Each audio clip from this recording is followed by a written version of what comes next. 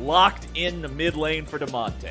And I really do think that this is a good pick. Even though people are going to go back to the old memes, Jayce having priority over mid is an integral part of any kind of bottom lane centric plan that you want to craft for your team.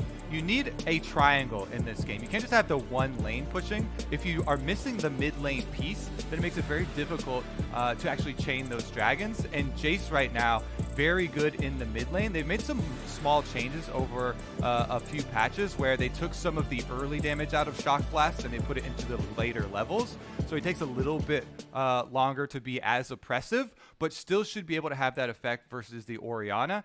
And even after the second half of the pick bans here, I still think Golden Guardians, I like what they're trying to do versus Team Liquid, and it's going to be about execution a lot on that bottom half of the map. I will also say about your Braum point, always a great pick into Ornn, because you can nullify an ultimate with a basic ability. Anytime you get to use a basic ability to break an ultimate of another champion, that's good interaction. Braum and Yasuo, the two nightmare champions for the Ornn players, always having to wait to sound that horn before they can wreak teamfight destruction upon their opponents. But here we go, loading into the game now. Let's see exactly how they're going to play it out. And you know the one thing that I'm also looking forward to a lot in this one, Kobe? We got to see some top-tier BM yesterday from both of these teams. We got to see Golden Guardians BMing Dig, specifically Damonte with his ha ha ha ha ha ha ha tweets after flashing the Dignitas emojis. Well and we got to see Team Liquid flashing those TSM emotes as well. I want to see who's staying on top of it this time around, as Tactical's going to take a lot of damage here at level 1. CoreJJ is nearby to make sure that he's able to escape without having to blow any summoner spells. We get a new preview of the latest Aphelios skin, Pincushion Aphelios, with multiple Kalista spears and the Nidalee spear in his back at 1 minute into the game. Is plenty of time to recall, so Tactical is able to walk it out, and there's going to be no lasting damage, no scars from those spears. Cool party Aphelios, but he's just a beach ball that has a bunch of needles popped into it. Fair enough. I like it. Honestly, the early stages are where you want to take advantage of Aphelios. He still scales extremely well, so that being maybe a preview is probably a good thing for Golden Guardians. In Champ Select, we were trying to preview. Okay, they want to play this bottom triangle of the map.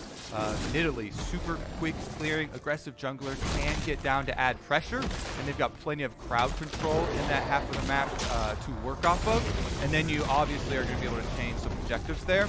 But Team Liquid's response should be one of vision defense. And I think something that Broxah did really well in their opening game was actually controlling bottom half. We're going to see both those junglers starting on this top side. We'll see how they want to clear through the jungle and what they want to prioritize. We know that Trundle is exceptionally good at hitting level 3 with buff Gromp, but he is going to stop off, clear that entire top half of his jungle, clearing the wolf camp here now. You saw that Closer got a leash. Hauntzer made sure that he got him off to that better start. Impact wasn't as concerned. Broxah, Trundle, he can take care of himself there in the jungle. Impact also knows that he just wanted to get priority over that lane nice and early, make sure that he's getting those advantages over the Ornn with this Mordekaiser early on. And this mid lane matchup, I think, is going to be a lot of fun to watch, because you already talked about the importance of the Jayce getting ahead. But will he be able to get ahead if Broxah shows up and makes the plays right here? Pillar comes down. Damonte is able to play around it very well. The pillar slow doesn't really do a whole lot of anything. When Phase Rush gets procced, Damonte immediately dropping that exhaust and playing around that properly.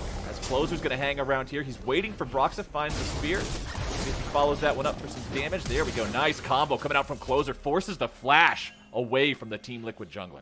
Yo, love to see everything we talk about in Champ Select comes true here.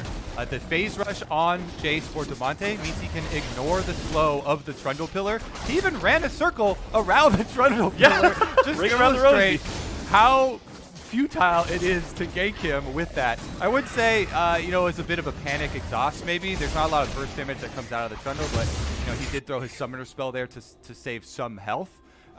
Then we also get to see the Nidalee, then with Vision of Trundle, gets to take advantage of the extra range and does push Broxah out of his own jungle, forcing the flash there. So flash for an exhaust in the end after you count all the summoners, and trying to return to the bottom side where they do have the CC set up. And you don't have to stay around very long as Nidalee. You get to do a lot of kind of high value, just very quick, show up and throw the spear.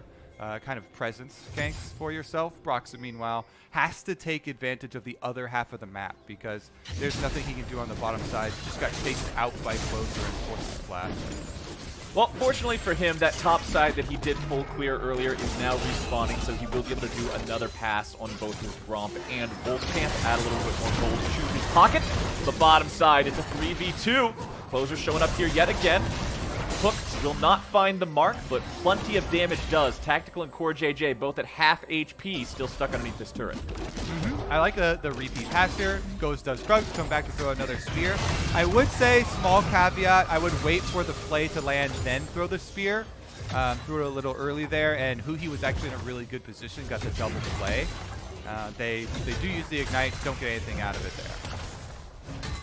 Back up here in the top side, Impact and Hauntzer. I mean, this is, I feel like Mordekaiser versus a lot of melee champions looks really similar to what we're seeing up here in the top side.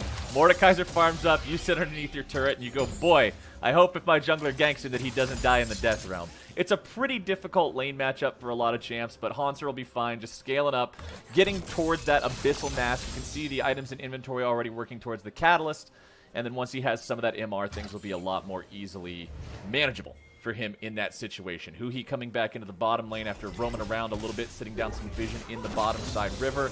But that does give a chance over to Tactical and CoreJJ to finally get this shoved back out, get back to base, and you can see that even though they weren't having the greatest time underneath that turret from that damage and those ganks of Closer, Tactical was still able to farm up enough money, get the BF sword, come back to lane on that power spike. Exactly. Your 5.5 minutes recall for the BF sword is your mark that you want to hit. Even with Nidalee passing by, spears coming through, even with Kalista Thresh pushing on them early on, like you're saying, he's still able to get the last hits early, which is what your main goal is on the Aphelios early on, so you can scale up a bit later. Mid lane. A shockwave from Jensen, but Damonte is clearly unafraid. Taking low HP, but knows that Jensen doesn't have the necessary damage to finish him off, so just returns a bit of his own and goes right back to farming. I like to see that kind of confidence, too. It shows you that Damonte is very well aware of the matchup. I think that's one reason why NA Jayce became such a meme. It's just so many players in North America seem to not do what needs to be done on the champion, so Damonte at least understanding exactly where he stands in terms of his champion's power compared to his Teleport opponent. advantage for Team Liquid here. Let's see if Team Liquid are able to move in and stop this. Damonte, half HP, no mana, having to get himself away. Phase Rush makes sure of it. With a TP coming in from Impact, that means they will secure this Drake free of charge. Hauntzer had already used his TP to go back to lane a minute ago. And that means this cannot be an even fight. Good call there from TL to take that Drake. Flowers. We spend the whole first, more than even 7 minutes, even in Champ Select, already talking about, all right, Golden Guardians, craft this game plan around their bottom triangles and control these dragons, work off this CC setup and the Nidalee jungle over Trundle, and yet they miss one of the checks on the list of dragon control, and that is teleport difference on the top side of the map. Like I said, Hauntzer using it to get back to lane. Golden Guardians start up the dragon without the extra resources. They're outnumbered down there, and although Impact does sacrifice a little bit, it wasn't even that much because he had just pushed the previous wave, and they're able to extend that teleport to make sure that one of the Golden Guardians' main plans, maybe he's planning nice hook coming out there from Huhi, or is it? He ends up setting himself up for disaster, and Tactical and CoreJJ just slam that Huhi. All right, Aphelios with the chakrams. What do we say? No, that's the one you gotta be really scared about. The white gun. Top side, Hauntzer's going down. Hauntzer very, very close to getting solo killed here. Has to flash away to survive. Impact showing exactly what Mordekaiser is able to do in these situations. Gets that summoner spell out of his opponent. We'll see if that facilitates any opportunity for Broxah to make a trip up here. But right now, it's Closer who's also hanging out in this part of the jungle. One more look at the Huhi hook that sealed his fate. All right, the chakram spinning around Aphelios. You can see them right now. Heal is used. CoreJJ both puts up the Unbreakable and Exhaust SPI, so no damage can come through from the Golden Guardians on the engage, and yet Tactical is there with the perfect close range gun on Aphelios. Just annihilates Huhi, and it feels like the best laid plans for Golden Guardians, you know, setting up, you know, like the draft with the direction coming into the game, but the execution thus far has been one of miscalculation. I think not respecting the tools that their opponents have available to them has really been costing the Golden Guardians thus far. First, it was the teleport on top side. Then it is the Aphelios with the spinning chakrams around him and exhaust available for CoreJJ, meaning that there was no hope of that all in really working. Well, the nice part for Golden Guardians is even though the Drake went the way of Team Liquid and the only kill in the game is also Team Liquid's, it's not like Golden Guardians are super far behind in terms of the overall economy of the game. They're 250 gold behind TL at this point. That's really not any sort of a big deal. If this team can make something happen with a really nice engage off of Huhi or Hauntzer, I think they still have a ton of team fight potential and they can really make something happen in this mid game. Once Damonte's Jayce gets that first big lethality item online and we can really see him start to shine. He is starting to fall a little bit behind in terms of farm though. About 15 behind now as Jensen took the opportunity to go back to base, returning to lane now, has the Seeker's arm guard. For those of you who don't know, this item is absolutely crazy powerful if you're laning against a lethality building champion. Once you get the stacks on Seeker's arm guard, I believe it's somewhere around 150% cost efficient. It is just, if you're not buying it, you're trolling. And it just makes it so much more difficult for Damonte to do what he wants to do, poke Jensen out of this lane, do lasting damage, and have good. So you're saying gold star to Jensen, eh? Right now? Gold star to Jensen, sir, as he manages to escape the gank from Closer, drops the shockwave to make sure his opponents aren't able to make anything really happen there. It was exhaust expended by Damonte in that fight, and Jensen walks away unscathed.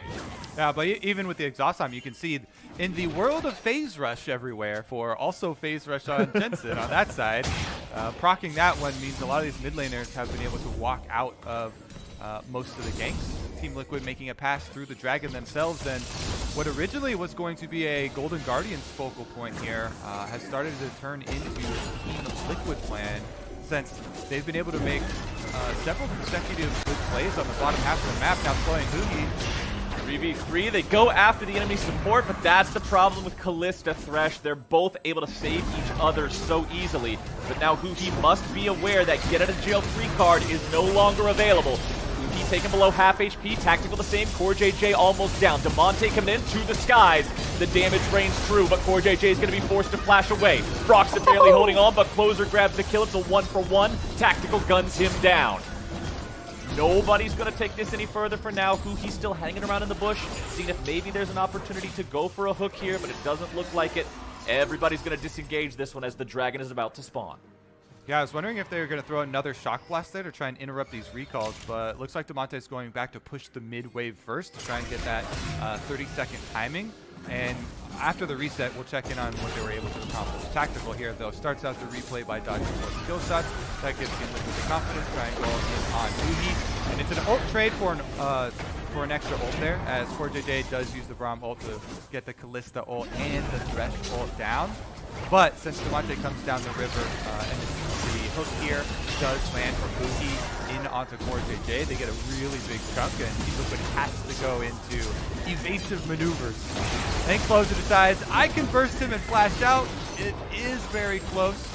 Gets to find a little ticket damage there from Red Smite, so he at least does get his kill, but he burns his flash going for the extra 1-for-1 right there. That being said, again, Nidalee. Closer has been power farming, does have his fully completed jungle item and extra AP. Here we go. All right, let's see how this explodes. Rift Peril available as an option. Let's see here. Drake taken down, nearly killed off there, and it is secured by the Golden Guardians. The power of Closer's Nidalee. He does have level advantage in these sort of smite fights. He's so much stronger than his opponent in Broxah. 59 CS compared to 100. Fully completed item. Tactical in danger. Now going to be jumped on. The wrath of the Golden Guardians. will slam Team Liquid's bottom lane right down into the dirt. A double kill for Damonte, and Broxah is forced to retreat. The Ornn Horn's not going to accomplish a lot, but that Rift Herald has been summoned up down here now, ready to charge, ready to get some plate money. There's still 20 seconds left, Kobe. Critically, this is just in time for all that extra gold into the Golden Guardians' pockets. They won't be able to get the entirety of the turret, but they will walk away with a pretty big win here. You said it, Flowers. Just in time. The Golden Guardians get the game plan back on track. They find their success we've been looking for in the bottom lane. They're able to first secure the dragon with Nidalee. Huge farm lead gained by power farming from this champion, of course, and closer with the extra level leads. Turns into utilizing the crowd control from the Kalista Thresh lane to then pick up a kill afterwards and get that big juicy passion. So even though the first couple attempts were misses from the Golden Guardians because they failed to calculate a couple of the things, teleport and Aphelios, they still are able to get right back at it. So I'm definitely excited to see if they can continue stacking. The problem is, because they did make the mistake at the beginning of the game and Team Liquid got that first Cloud Drake, Team Liquid bought themselves breathing room. And that breathing room is time for Aphelios and Orianna to try and stack up the carries of their team. But I mean, man, I am having so much fun just watching Closer, and I'm so happy that the jungle meta has moved towards champions like Graves and Nidalee, and champions that can carry from the jungle, because this guy came in. Funny to hear that from a Skarner player, actually. What? Come on, these are the Chad junglers, man. These are the junglers that are going to carry the game. True. That's so fun to see. And especially on a player like Closer, who came in and so many people were excited to watch this guy, because he's good at the game. He wants to play aggressively. He's not content to just try to sit there and scale. I really enjoy watching this guy jungle, especially on a champion like this, and really showing what you can do by aggressively making sure that you're getting those camps on spawn and also still having presence in the lane. The fact that he's 55 farm ahead of his opponent, but he's still got kill participation for everything they've done. I'm really digging it. And that's the reason for the rise of these junglers that are power farmers, but are also very oppressive and aggressive. Because of the extra increased value, on experience over the last, few changes, they are both able to farm very quickly and still have that presence affecting the objectives, affecting the lanes themselves. The Nidalee, the Graves, these types of super popular champions right now. Problem with Nidalee is, like you're saying, if it's a bad Nidalee player, if it's not, a skilled jungler, then you feel so useless. So it's really heartening to see it successfully used here by Closer, by the Golden Guardians. And anytime, 16 minutes in, you get to ping the 2-level lead on the opposing jungler. Oh, it feels so good. That's one of the biggest wins in League of Legends. And, some of the all chat a little bit of a jungle dippy, and you try to tilt up. The jungle dip. Get your mental edge. So far this game. But speaking of differences, I also want to point out, looking at mid lane, pretty big farm difference continuing to build here for Jensen's Orianna over the Jayce of Damonte. Did just now complete the Luden's Echo, so first big item done now for him. Going for that arm guard that I talked about earlier. Amazing in lane, but it will slow down completing that first item because of the fact that it doesn't build into any of your Lost Chapter type of items. On the other hand, though, we got Damonte. One of the nicest parts about building Lethality is you can build Umbral Glaive, incredibly cheap item to fully complete, and gives you an absolutely insane presence in terms of vision score as well, with the ability to detect and sweep out those wards. So we'll see if Damonte is able to hit any of these big shock blasts. Has a second serrated Dirk in the inventory, so Lethality is going to sting to anybody that doesn't have armor. So mostly the Mordekaiser or the Aphelios, if he's able to win those. But again, we're going to see. Damonte, it's time for Tanner time. I need to see him pop off, I think, for Golden Guardians to succeed here in this mid game. They're in a good spot to do so. They're 2,500 gold up. But all right, I need to see evidence to be a believer in HH. The time is also 15 seconds away from the spawn of the dragon, so I like the spawn of Rift Herald here by Team Liquid, trying to push in and gain some priority over mid-wave with this extra objective they took previously, and then they can try and translate that into being the first ones on the dragon, setting up here with the extra vision advantage. Control ward's already going down, so mid-tower successful here for Team Liquid, and they've got the inside path, cutting Golden Guardians off from the Ocean Drake, which they're looking to gain priority on. Worth pointing out as well, there is currently one QSS on the side of the Golden Guardians. It belongs to Hauntzer. So Impact is free to ult any other target in the team fight, and he will be able to keep them in the death realm for the entire duration of that. Team Liquid now heading over to this Drake, and it looks like Golden Guardian was going to call this one no contest and just let Team Liquid walk away with it. That's one of the reasons why, even though the gold was very close early on in the game, I kept emphasizing what the goals of Golden Guardians were with the composition. Team Liquid now are really utilizing their team fight power. Braum and Trundle, amazing front line there, able to cut off a lot of the options. And they use that to then get this dragon for themselves, sending now Impact out to the side lane once again. The teleports are ready. And since he does have his ultimate, even though there's a QSS on Hauntzer, the Mordekaiser now at this stage with Leandri's build starts to become a massive threat for the split push. Yeah, once the Mordekaiser has that first item up and running, the damage that it stacks in combination with the passive storm is just so difficult to deal with, even if you've got plenty of magic resistance. So we'll see how they decide to answer that as we continue moving forward here. It's CoreJJ defending against the 3-man push of the Golden Guardians here in the mid lane. Golden Guardians do have those outer turrets down in both side lanes, so getting this mid lane tier 1 down will give them some extra capability to push forward into Team Liquid territory, get some more wards down in that jungle, but TL are going to prevent that from happening for the time being. Still doing a great job, even though the gold lead continues climbing up little by little, almost up to 3K now for the Golden Guardians. Team Liquid seem fine with the pace of the game. However, flash away from Tactical keeps him safe from the Ornn horn. 4 members of Golden Guardians pushing this mid lane, trying to get that turret. They got it down to 15%, but that's all they're going to get for now. Damonte continues to mount the pressure in top. Honestly, considering the variables here, I think that was a very good little push. Even though they don't get the tower, a successful Ornn horn like that, getting the flash on Aphelios, is incredibly valuable. Considering CoreJJ was very close, he was almost close enough to save Tactical that flash and use the Unbreakable instead, just to nullify the Ornn ultimate. But Hauntzer took the small moment where he had the window of CoreJJ being far enough away from Tactical and Tactical being close enough up under the turret that he could get the flash down on one of those main carries, and the less mobile at that. So Golden Guardians do make a nice little punch there in the mid lane, and they can actually just return to the tower to finish the job. Yep, they've got the priority over it. They're able to get there just a second before Team Liquid is, and they can clear that one out of the way. Brings them up to 3 turrets taken compared to only the 1 that TL has managed to claim there in that mid lane. Not a lot of work being done in those side lanes so far for the side of Team Liquid. Blue buff also going to be stolen away there by Golden Guardians, keeping that away from Jensen, shutting down some of the wave clear, some of the ability spamming potential of that Orianna. Always just all these little advantages can add up after enough time, and Golden Guardians are doing a good job here so far. And now that we're cresting the mid game, I want to point out the step 2 of the Golden Guardians plan. All right, where do we go from here? Like we talked about in Champ Select, some of the changes to Jayce, they took away some of his lane bullying power of the early levels of Shockwave and Shock Blast, and put it into the max levels. Jayce is a champion. Obviously, you don't put points into your ultimate, so he actually doesn't max out his Shock Blast until level 11. Now Damonte has passed that point. He's level 12 here with the full lethality build, and you have reached the holy grail level with your Jayce.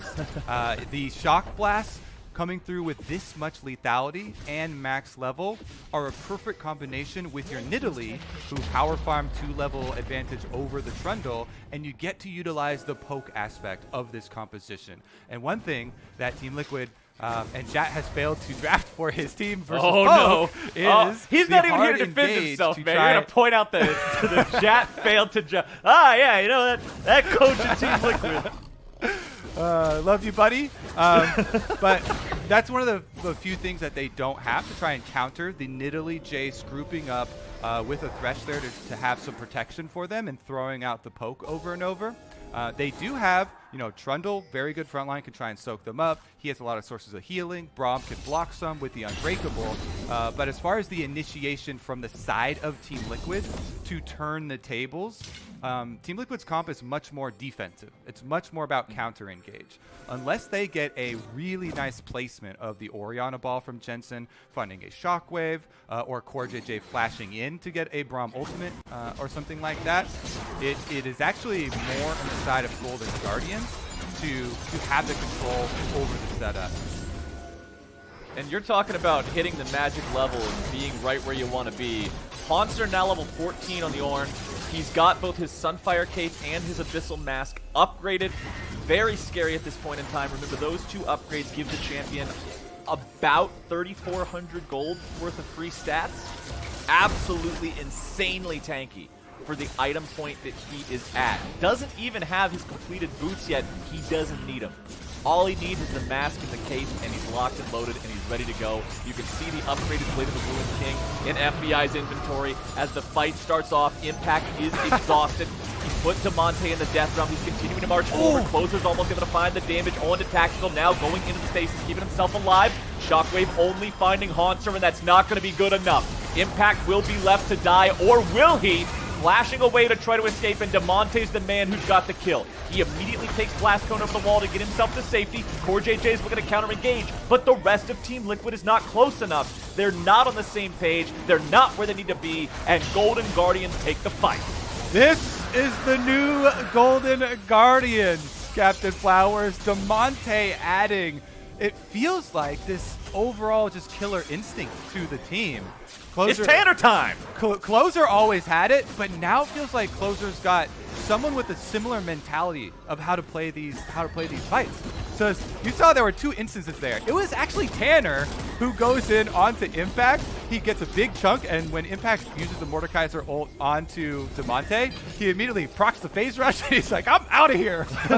He skips off to the other side. Then Closer is able to get through, sense Mordekaiser's in the Death Realm. Closer actually throws the Nidalee Spear right through him since he's in a different realm, and it hits Tactical. He chunks Tactical down, forces the backline of Team Liquid off, and it was just a really nice kind of 1-2 punch from the Golden Guardians, being able to play off that. This is just more coordination than we saw from the team in spring. It is more proactive play than we saw from them in spring, and it's definitely heartening for GGS fans. It's a lot of fun to see. I mean, watching this team work together, watching them be able to go up against a squad like Team Liquid that, with the exception of Tactical, are all incredibly veteran players in League of Legends. Broxah, literally a world finalist. Impact and CoreJJ, literally world champions. There's a lot of skill, there's a lot of talent, there's a lot of experience on this roster, and so Golden Guardians being able to go up against these guys and hold their own like this and outperform them in these team fight situations isn't just saying, yeah, well, let's see how they do against the real team. They're stepping up, and it's a lot of fun to see. Now, let's see if they can actually continue that as we get closer and closer to the end game. We are at just about 27 minutes here and now. We have 2 Drakes taken by either side, so still not going to be a soul for quite a while. But we are getting to the point of the game where Baron takes are going to become more and more quick. We'll see if that becomes a reality for either of these squads, if they're able to win a decisive enough victory to make that happen. But you can see right now everybody's just kind of on farming duty. Not a whole lot to fight over. There's some vision up there in that topside river near the Baron pit. But nobody really feels like forcing anything because it's like you said, Team Liquid really only wants to counter-engage, and Golden Guardians aren't looking to yeet their lead away randomly. And we did see the attempt of the flash CoreJJ ultimate with Braum, like we kind of talked about. That was maybe one of their surprise moves that they could pull. But that flash, still on cooldown for over 2 minutes for CoreJJ because trying to use it in the last fight. So they also don't have that. I would say we should now look at it from Team Liquid's perspective, because coming into this, you're like, okay, Team Liquid probably advantage. We should look at it from Golden Guardian's perspective. But now Team Liquid are on the back foot. and they should probably be trying to use Impact with his teleport available, almost level 16 on Mordekaiser.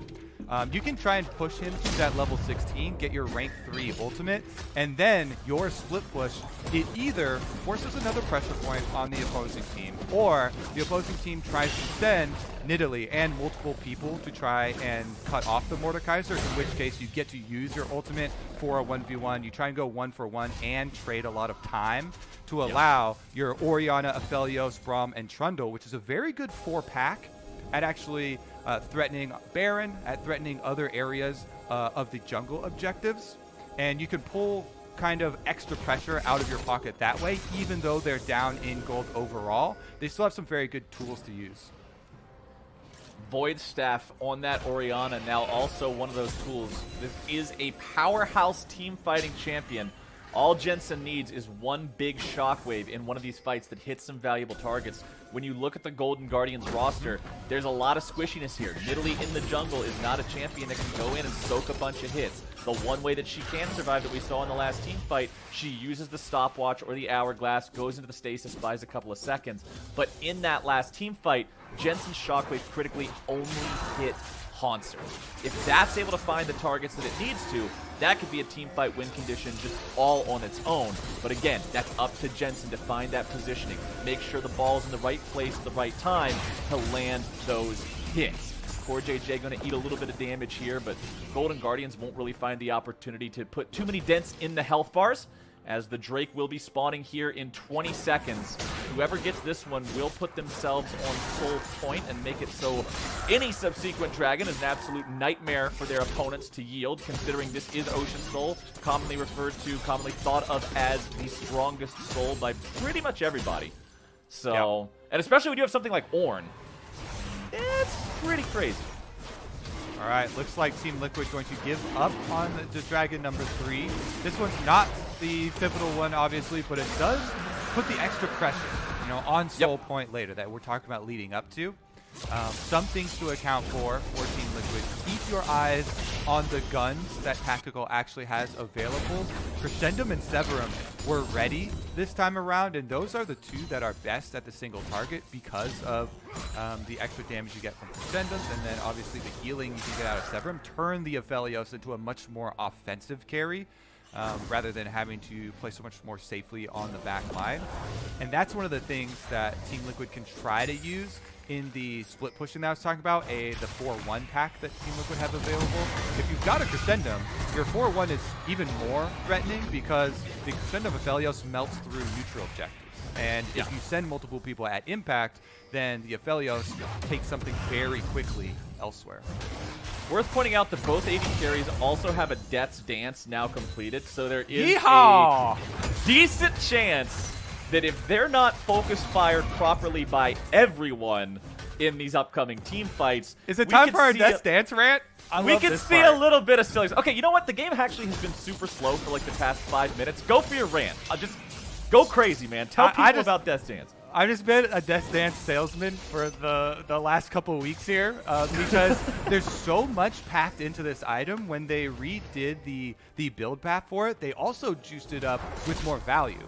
So I think that any champion, top laner, junglers, mid laners, bottom laners, maybe even support should be building this item because it gives you the armor and MR now on top of whatever your first item is. It turns most champions into what your dream is when you're thinking about lifesteal tanking things. And this is something that was previously only really available in things like Dota, where champions can actually 1v9. You can have agility champions that get lifesteal, and you can become unkillable. That wasn't really seen in our game before, but now with the Death's Dance, because of the damage delay, plus the amount of lifesteal and spell damage that it gives you, there are many champions like Aphelios that are very well equipped to have full damage builds, plus just adding in a Death's Dance to become that level of threat, and you get those YouTube highlight things that you're talking about. And like we just saw in the LEC, where you know, with Crescendum available, is able to pull out 1v3s, 1v4s sometimes if you're able to you know, utilize summoner spells and dodge some skill shots yourself. But I would say, I've been spamming it on all the any early game junglers like Olaf and Rek'Sai. If you're able to get ahead, it's just it also just works so wonderfully on Chad Skarner. I know that obviously that's a very popular meta pick that everyone's really concerned about. It's a super great item on that as well. But let's see, back in the game though. Let's pay some attention to what these guys are doing on the Rift here. Now that we've been talking about Death's Dance for a couple of minutes, because honestly, not much has changed. We're really just kind of waiting on this next Drake to spawn. It is Ocean Soul. If Golden Guardians are able to claim it, they're still up 4,000 gold. This is going to be pressure on Team Liquid to make the right decisions in this situation. Impact going after Damonte here yet again, looking to find the kill. Nicely done. And now he's going to use the stasis to buy himself some time. Huhi trying to do something here, but he's going to be pulled to safety by FBI. Golden Guardians have to retreat. They've lost their mid laner. Impact just picks that one up for free. He has to use his flash to secure it, but that's easily a trade that you choose to make, considering now TL are the ones forcing Golden Guardians to make the hard decision, forcing Golden Guardians to respond. It's CoreJJ on the front line looking to block the rest of the team from helping them out. Impact coming around from the side, and Hauntzer is just going to be beat down. That's 2 dead on the side of the Golden Guardians. Both solo lanes are out of the picture, and TL, as 5, are going after the Baron. And critically, they still have 55 seconds to attempt this before that next Drake spawn. They're not giving away Ocean Soul potential. They're not giving away anything here, but they do have to respect Closer. The steal potential is there, and we're playing another game of Ring Around the Rosie as CoreJJ and Impact try to chase Closer away and make sure he cannot enter in time to get any kind of a steal. Broxah now the lone jungler in the pit. It's an easy Baron, and TL are feeling great about this sequence of events. Closer flashes over the wall, trying to escape. Jensen tries to stop his exit route there with the ball, but Closer wisely leaving through the bottom part of the jungle so he doesn't get cut off by that. And now you can see Golden Guardians heading towards that Drake pit. 10 seconds left. This is their Ocean Soul. And just to recount, what was not on screen there was Golden Guardians after the 2 picks. They realized that they cannot actually fight the Baron, just have Closer try and steal it. Instead, they have FBI on the Kalista go push mid lane. FBI got 2 towers there during the time that Closer was able to delay Team Liquid around the Baron. So in the trade, Team Liquid get Baron, and I think that's completely worth it for them. And really good play by Impact to open up an opportunity for Team Liquid to actually win this game. On the back half, I think the response was also good given the bad situation that Golden Guardians were put in. They got 2 towers and a dragon in exchange for that Baron. But I have to say, from Team Liquid's point of view, Impact is such a hero for going for that play. Him opening up a possible route for them to actually win is huge. They push down mid with the Baron. They get the tower gold there first. Then they can go pick up the extra standing gold on bottom. But it looks like they want to fight instead with the Baron buff on. Baron buff ready to go. CoreJJ there on the front line. Huhi's able to find a hook, but only onto Broxah. Impact is just destroying any health bar that he goes near, and Huhi will be the first victim of Team Liquid in this fight. Golden Guardians now looking to continue this afterwards. Hauntzer there in the middle trying to tank up everybody. CoreJJ going to be forced back. Shockwave on to 3. I said it. I said you only need 1. And ladies and gentlemen, Jensen hits it on the Golden Guardians. CoreJJ flashes in for the slow into FBI, forces a stopwatch. Oh, but FBI's got nowhere to go. There's your shutdown. Tactical takes the kill, and the Golden Guardians only have their mid laner left alive. Damonte does a good job going to mid lane, cutting the minion wave, stopping the reinforcements from coming, and allowing TL to push mid. However, they realize they've got minions now in the bottom lane instead. They're able to continue to push down here. It's still 20 seconds before Closer is alive, and Damonte and Huhi will have to stand 2v4 against Team Liquid as they try to take this first inhibitor. Team Liquid press ahead off the back of Impact, making another big play for the team. Flowers, have you seen a more alpha champion, a more alpha move from Impact, just walking up to the entire team? Again, he's just going to go ult, grab, I believe it's Huhi this time around. Yeah, Huhi's going for Huhi. Huhi's going to be the one selected. He just wants to get the stats off of the kill and take down the front line of Golden Guardians. He opens the pathway and forces the fight for Team Liquid. They don't have, surprise hard engage. They don't have, anything flashy. He's going to have to walk up and just do it by hand. And if he does that, it paves the way for Aphelios and Orianna, two very good late game carries to be able to run over the enemy team. And even though you rack up the kills, Orianna, really good shockwave there by Jensen, and Aphelios is able to run through Tactical, almost level 18 himself now. I still would give most of my credit for this game, my vote for MVP for Team Liquid thus far, to Impact. Yeah, I would agree. I think the shockwave was the moment where that fight 100% was going to go the way of Team Liquid, but the fight itself only happened because Impact said, the fight is happening now. And that's exactly what this team needs. It goes back to what you were talking about earlier, man. This is not a team that has drafted a ton of engage mechanisms. Sometimes your engage mechanism is walk at him and look scary. And damn, if Impact is not looking menacing as he's stomping towards Golden Guardians right now. Yep, CoreJJ and Broxah obviously doing their part with the slows, but let's see how it works out at a tower, because the Golden Guardians, again, they do have decent poke damage. So far, Team Liquid have been able to withstand the barrage. Tactical at half HP, but he will return to full pretty much instantly, thanks to the power of the Death's Dance. Tons of healing, very easy to regenerate all of that. Baron having now worn away means that Golden Guardians might be in a better spot, but Closer caught out doesn't spell the same. Let's see if Closer's able to get himself away. No, he won't. Instead, it's only going to be Huhi going down with him. Ladies and gentlemen, Team Liquid might just be able to seal the deal right here. CoreJJ, low HP, but they're collapsing on the FBI, and he is not long for this world. It is a 1 for 3 for Team Liquid. Damonte and Hauntzer will have to somehow hold this. CoreJJ below half, but everybody else is in great shape.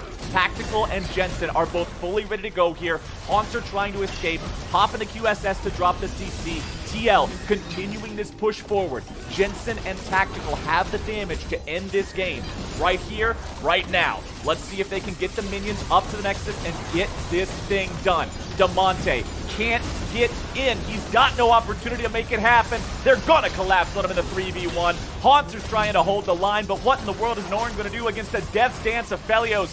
Get ready for an interactive gameplay experience, Ornn, because Team Liquid just came back and won that game. Brute force. That's what I would say the secret to success this time around for Team Liquid. They are able to just steamroll ahead in these team fights. Even without the snap initiations, they're able to get the picks that they need to take the Baron and utilize that Baron opening very effectively. Once they're able to actually get this objective, once they get the first pick, you could see how seasoned this team is and how clear their path was in finishing out the game. Boom, Baron, boom, multiple towers for themselves, forced the fight again on mid lane, and they used that pressure to end the entire game. Up until that sequence of events 1 minute before the Ocean Soul Drake spawned, when they got that Baron, Golden Guardians was doing a really good job. Golden Guardians was actually playing very clean for what I think a lot of people would have expected. But Team Liquid just shows you give them an inch, they will take a mile. Well played from both sides, but TL showing that they are definitely here to compete in summer. When we return, we're going to go ahead and hear from the winning team and get some insight in the Verizon post-game interview. Don't y'all go anywhere.